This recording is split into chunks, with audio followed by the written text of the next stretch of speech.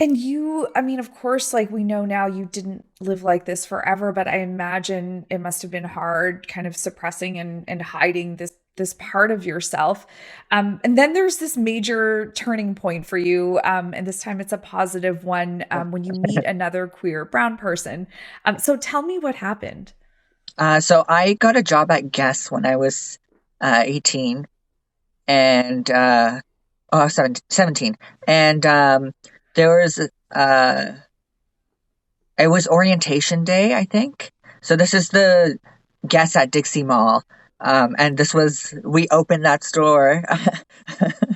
um, One of my assistant managers was queer, and like it was so he was so visibly queer, and I had never seen that before in a positive light. Like at, he was in a role, a management role, um, and he was doing okay for himself. We became friends later when we started working together. But he, like he knows that he means so much to me because that was my first time seeing someone femme, queer, and brown living their life happily. Wow. Yeah, usually you just hear like horror stories on media. You don't really hear the positives, especially in our community.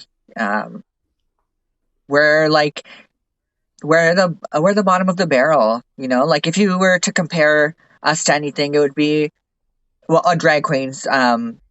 If you were to compare to something back home, it would be hijras or kusras, right? And they are always invited to the party, but they're never let in. They're just everyone's entertainment.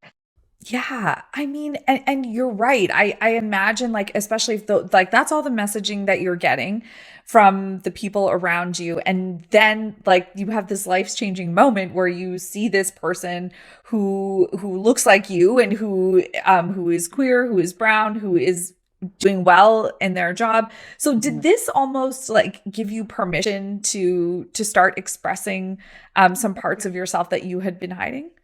Yeah, for sure. I think